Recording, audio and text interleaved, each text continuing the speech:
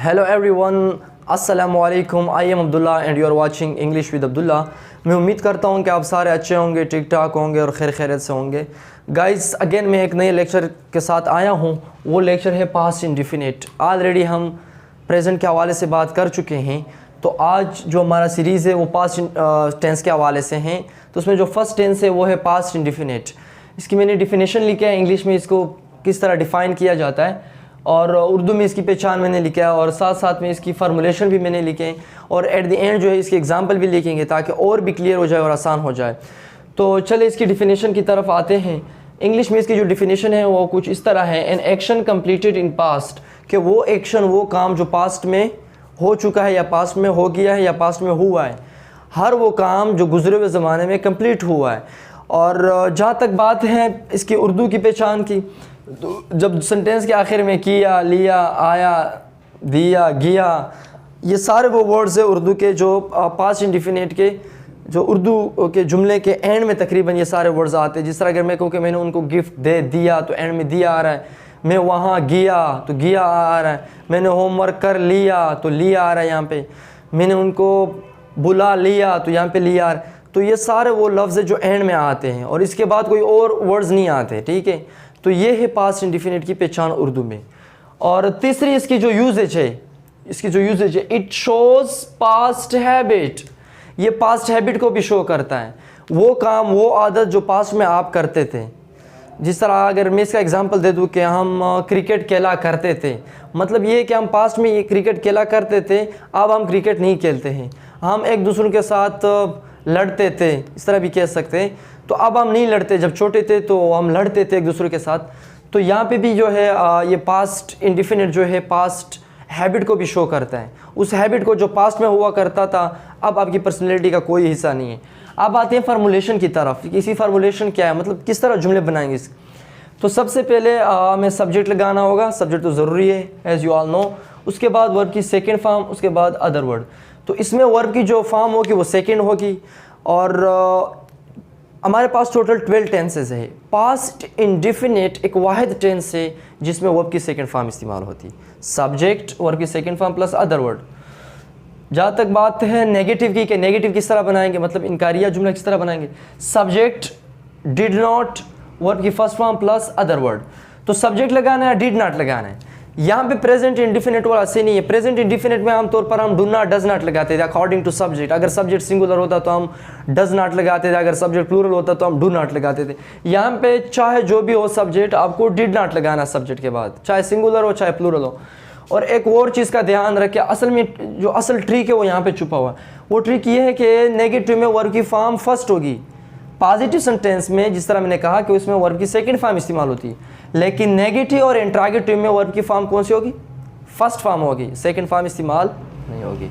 और इंट्रोगेटिव में क्या करना है, डिड को जो है सब्जेक्ट से पहले लिखना है, इसी डिड को सब्जेक्ट से पहले लिखना है, पहले डिड लिखना है, उसके बाद सब्जेक्ट लिखना है, उसके बाद वर्ब की फर्स्ट फॉर्म होगी, उसके बाद अदर वर्ड, और एट द एंड जो है इसका जो है साइन ऑफ इंट्रोगेशन, सवाल निशान की कुछ एग्जाम्पल की तरफ, इसके कुछ एग्जाम्पल बनाते हैं। अगर लेट्स सपोज अगर मैं कहूँ कि वो वहाँ गया, वो वहाँ गया, तो किस तरह कहें कि वो वहाँ गया। वो के लिए हम ही इस्तेमाल करते हैं, ही। तो वहाँ जाने को क्या कहते हैं, गो कहते हैं। तो वर्ब की कौन सी फॉर्म इस्तेमाल होगी, सेकंड फॉर्म होगी। तो सेकंड फॉर्म क्या है, वेंट।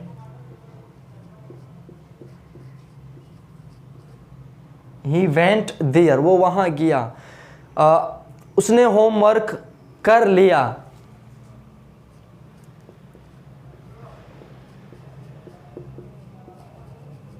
he finished his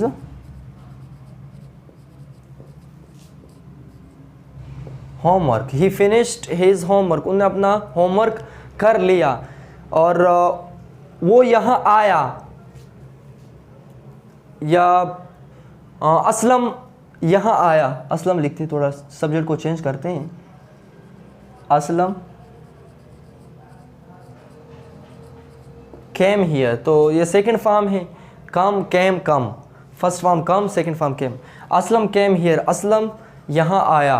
तो अब देखो ना, यहाँ आया, वहाँ गया, कर लिया, होमवर्क कर लिया। तो एंड में देखे ना, तकरीबन यही वर्ड्स आते हैं जो उर्दू में मैंने बता दिया आपको। अब ये वो वर्ड्स हैं जो बिल्कुल उसके एंड में आ रहे हैं। और अब आते हैं इसकी नेगेटिव और इंट्रागेटिव की तरफ, थोड़ा और इसको जो है नेगेटिव इंट्रागेटिव की तरह जानते इसको। अगर मैं कहूँ कि उन्होंने मुझे इनवाइट नहीं किया, तो जाहिर सी बात है, देखो ना, किया एंड आ रहा है, तो ही क्या होगा, डिड नॉट ही होगा, चाहे सब्जेक्ट सिंगुलर हो चाहे प्लूरल हो। He did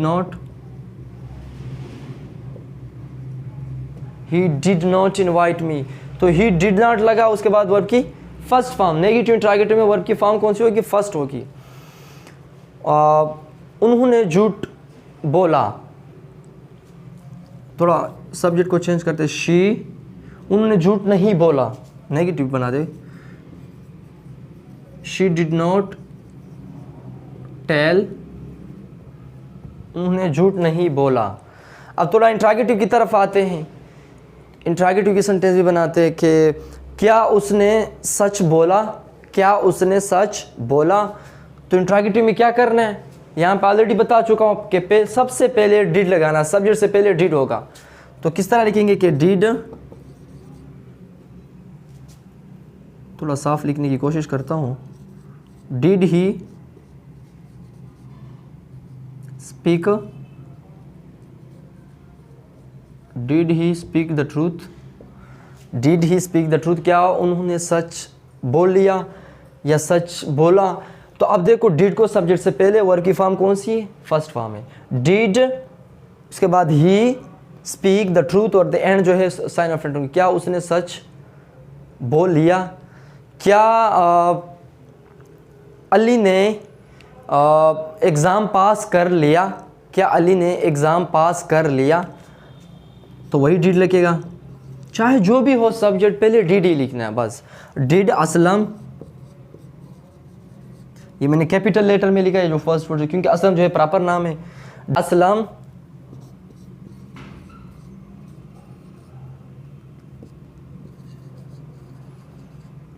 did Aslam pass the exam, क्या असलम ने एग्ज़ाम पास कर लिया। सबसे पहले डिड, उसके बाद असलम, उसके बाद वर्ब की फर्स्ट फॉर्म एग्ज़ाम, और द एंड जो है साइन ऑफ इंट्रोगेशन। तो ये कुछ यूजेज है जो मैं बता चुका हूँ। तकरीबन ये मेन जो क्रक्स है पास्ट इंडेफिनिट का, वो तकरीबन मैं बोर्ड के ऊपर आप लोगों को समझा चुका हूँ। इसकी फार्मूलेशन कुछ नहीं है, बहुत आसान है, आप लोग भी प्रैक्टिस करें, जितना प्रैक्टिस करोगे इतना सीख पाओगे अच्छी तरह। तो मेरे ख्याल से बस आज के लिए यही काफ़ी है। मिलते हैं अगली लेक्चर में। टिल देन टेक केयर, अल्लाह हाफिज़, थैंक यू सो मच।